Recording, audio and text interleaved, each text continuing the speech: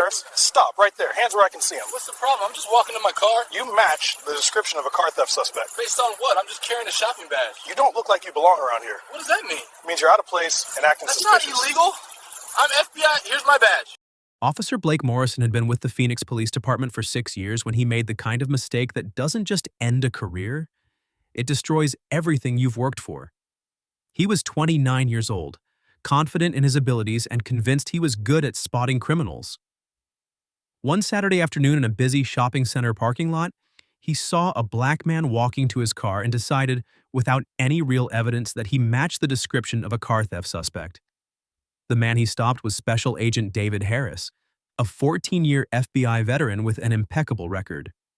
What Morrison did next, ignoring Harris's credentials, refusing to verify his identity, and arresting him in front of dozens of witnesses, would cost the city $3.7 million and prove that sometimes bias is stronger than a federal badge. Before we continue, where are you watching from?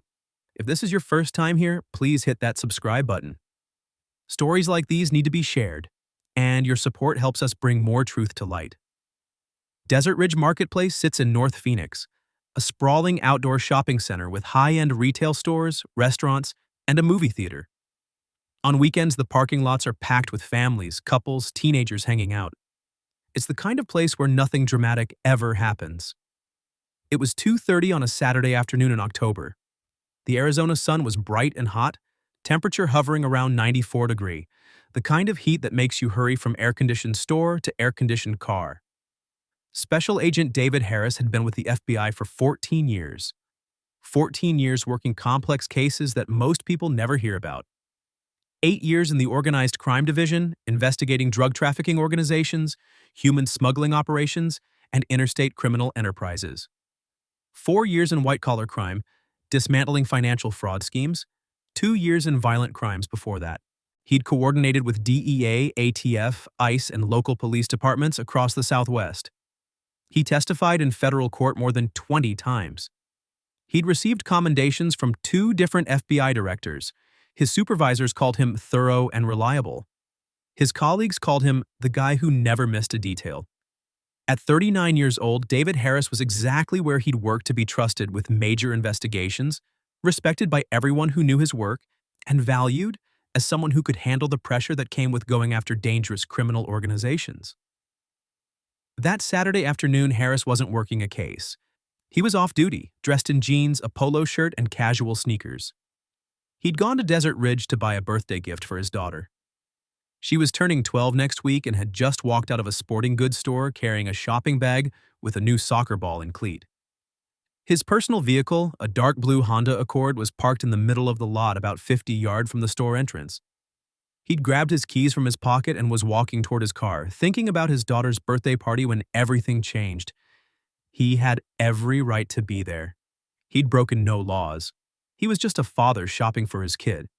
But to Officer Blake Morrison. Cruising through the parking lot in his patrol car, Harris looked like something else entirely. Blake Morrison had joined the Phoenix Police Department 6 years earlier with dreams of becoming a detective. He wanted to solve major cases, make big arrests, build a reputation as someone who could spot criminals that other officers missed. But Morrison had a problem. He saw criminals everywhere, especially criminals who fit a very specific profile.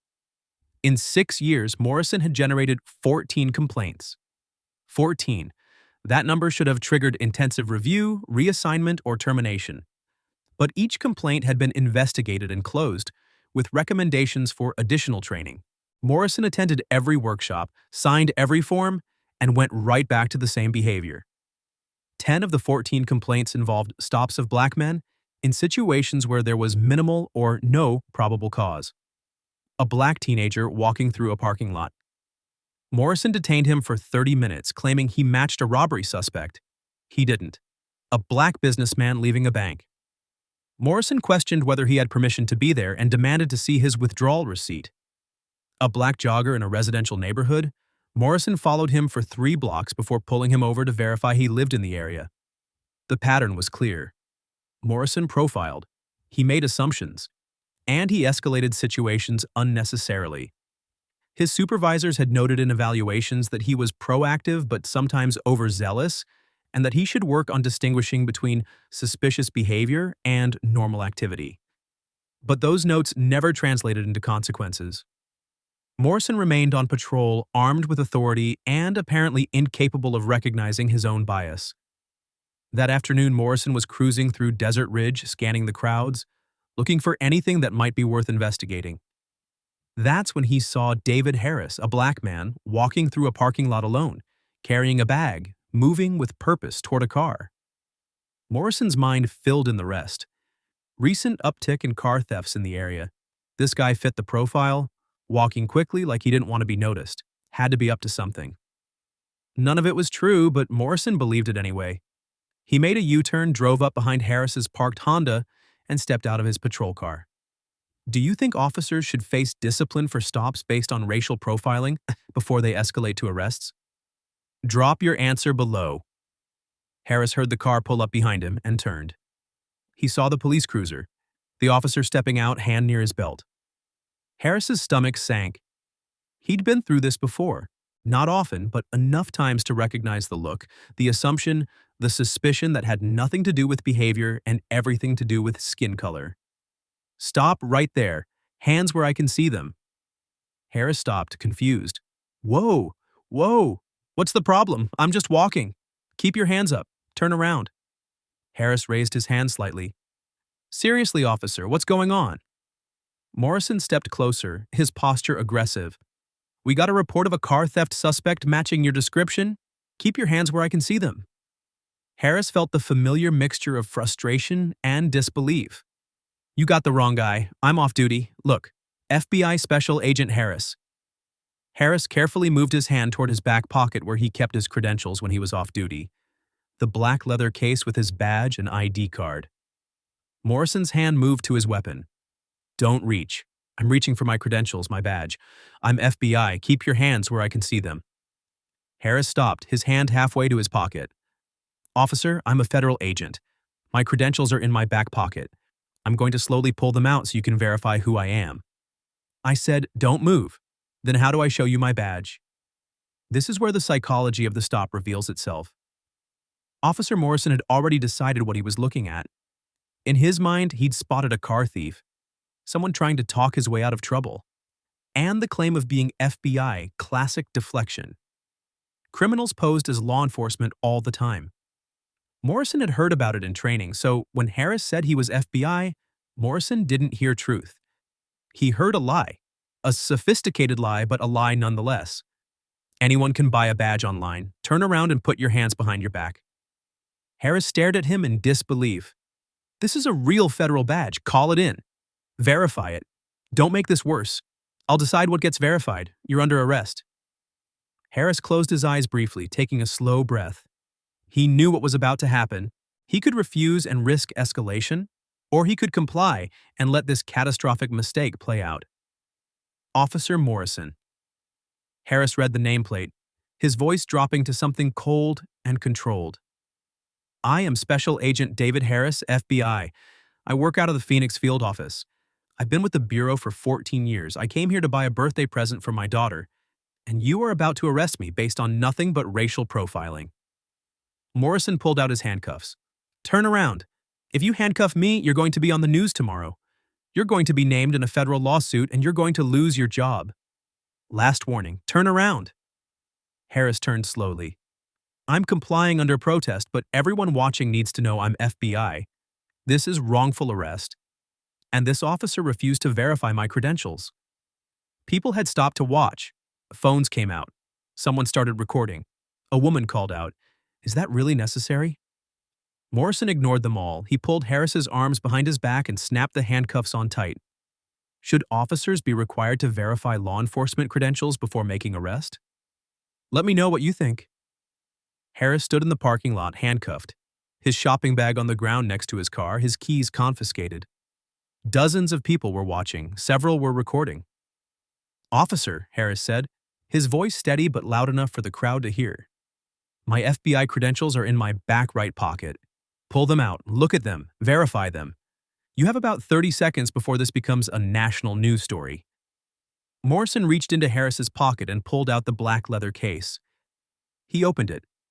Inside was a gold FBI badge and an identification card with Harris's photo, the FBI seal, his title, special agent, and his badge number. Morrison stared at it. For a long moment, he said nothing. The badge looked real. The ID looked legitimate. The photo matched. Everything about it screamed authentic. But Morrison had committed. He'd handcuffed this man in front of witnesses. He'd made an arrest. And admitting he was wrong, admitting he'd arrested an FBI agent based on nothing but assumptions, was harder than doubling down. "This could be counterfeit," Morrison said, his voice less certain now. Harris let out a sharp breath. "It's not counterfeit. Call the FBI, call your supervisor, call anyone, but verify before you dig this hole any deeper." A second patrol car pulled up. Officer Jennifer Reyes stepped out, a 9-year veteran who'd worked with Morrison before and had learned not to trust his judgment. "Blake, what's going on? Got a car theft suspect? Claims to be FBI."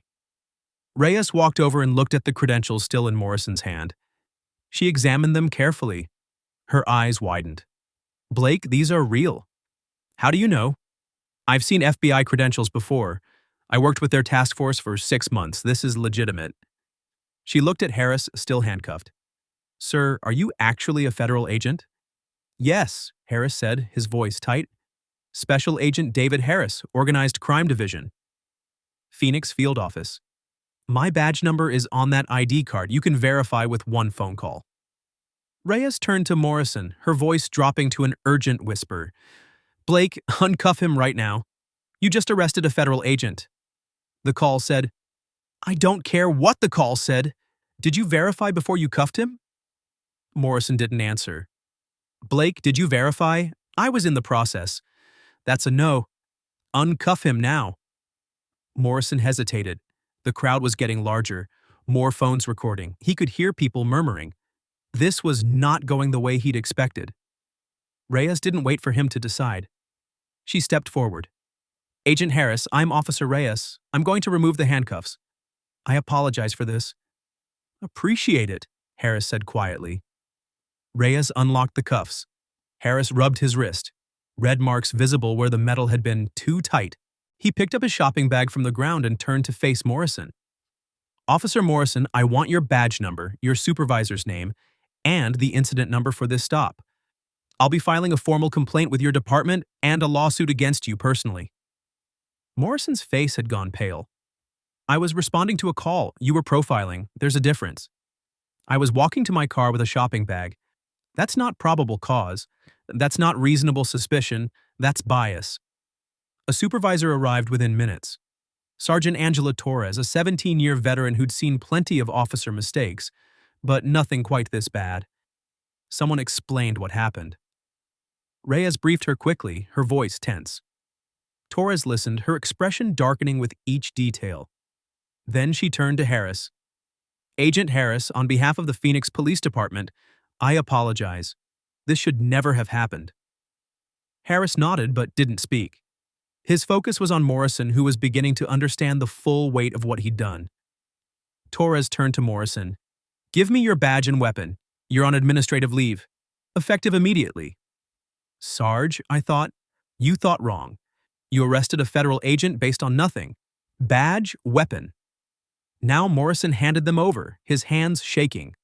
Why do some officers refuse to verify credentials even when they're presented directly? Comment your thoughts. Within 2 hours, the videos had gone viral. Multiple angles from different witnesses, all showing the same thing. A black man in a parking lot being arrested by a police officer who refused to believe he was FBI even after seeing his badge. Phoenix cop arrests FBI agent in shopping center parking lot. Federal agent handcuffed after showing credentials to police officer.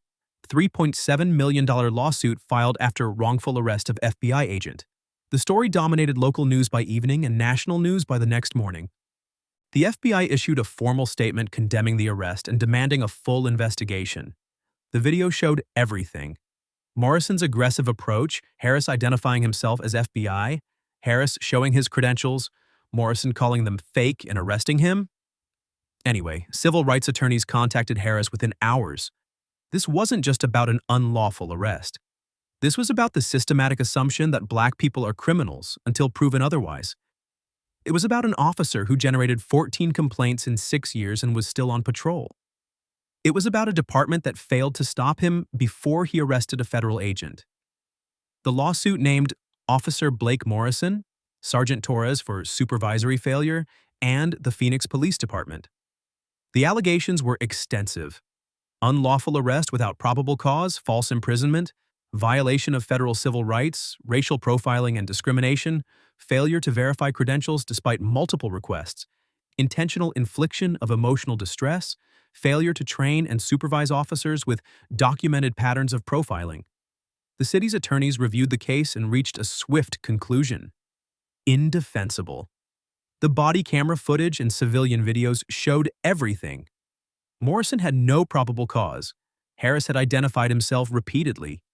Morrison had refused to verify even after seeing the badge. The city settled within 8 months, $3.7 million paid to Special Agent David Harris. Officer Blake Morrison was terminated 10 weeks after the incident. The termination letter was final. Officer Morrison arrested a federal agent without probable cause, refused to verify legitimate credentials, and demonstrated a pattern of racially based stops that violate department policy and constitutional protections. Despite 14 prior complaints and multiple training interventions, Officer Morrison continued to engage in discriminatory policing. His employment is terminated immediately. Morrison's name was entered into the National Decertification Index. He would never work in law enforcement again. He issued a brief statement through an attorney. "I made an error in judgment during what I believe was a legitimate investigation. I apologize to Agent Harris and accept responsibility for my actions, but the apology came too late and meant too little. Should officers with 10 or more complaints be automatically removed from patrol duty?" Drop your answer. The Phoenix Police Department faced intense scrutiny. How had Morrison, with 14 complaints over 6 years, remained on patrol? Why hadn't supervisors recognized the clear pattern of racial profiling? What training existed to prevent officers from arresting people based solely on appearance? Internal Affairs conducted a comprehensive review. What they found was a system-wide failure. Complaints were logged but not analyzed for patterns across officers. Training requirements were completed, but effectiveness was never assessed. Supervisors were pressured to clear officers quickly due to staffing shortages. No mechanism existed to remove officers with repeated profiling complaints from street patrol. The Department of Justice opened a pattern and practice investigation. Their findings confirmed what everyone already knew. The department had failed at every level. Reforms were announced 9 months later. Mandatory credential verification before any arrest of individuals claiming law enforcement status. Immediate death duty for any officer with 5 or more complaints related to racial profiling. Real-time body camera review for all arrests. Quarterly analysis of officer stops. Flagging racial disparities. Community oversight board with subpoena power. Extended probationary periods with mandatory bias assessments. Special Agent David Harris testified at City Council hearings. His testimony was measured but powerful. "I'm an FBI agent. I have federal credentials. I identified myself repeatedly. I showed my badge. And Officer Morrison still arrested me. Not because I was acting suspicious, not because I was breaking any law, but because I'm a black man in a parking lot." And in his mind, that was enough. He paused, looking around the room. "I had every advantage: federal authority, a badge, the ability to fight back legally. But what about the black men who don't have those things? What about the people who get profiled, arrested, and don't have the resources to sue? This isn't just about one officer. This is about a system that let him profile people 14 times and did nothing to stop him." The room was silent. "If we don't fix that system, then my lawsuit means nothing. The $3.7 million means nothing because there's another Officer Morrison out there right now pulling over another black person, making the same assumptions, causing the same harm. Should racial profiling complaints trigger automatic federal review? Let me know in the comments." This wasn't just a wrongful arrest. This was proof that for some officers, no credential is enough when bias has already made the decision. David Harris showed his FBI badge. He identified himself verbally repeatedly. He asked Morrison to verify. He did everything right. And it didn't matter because Officer Morrison saw a black man in a parking lot and decided he must be a criminal. The badge had to be fake. The claim had to be a lie. The calm demeanor had to be manipulation. His bias was so complete that it overrode physical evidence held in his hands. This is how systemic racism operates when backed by authority. It's not always violent or dramatic. Sometimes it's quiet, insidious, built on assumptions that seem reasonable until examined. It's the assumption that black people don't belong in certain spaces. It's the refusal to verify evidence that contradicts preconceptions. It's the weaponization of police power to enforce invisible boundaries about who gets to exist without suspicion. And when that bias is empowered by a badge, a gun, and the authority of the state, it doesn't just harm individuals. It erodes trust, damages communities, and perpetuates a system where some people are presumed criminal until proven otherwise. Blake Morrison's career is over. That's justice. The city paid $3.7 million. That's accountability. But money and terminations don't undo trauma. They don't restore the dignity of shopping for your daughter without being treated like a criminal. They don't erase the memory of being handcuffed in a parking lot while strangers record your humiliation.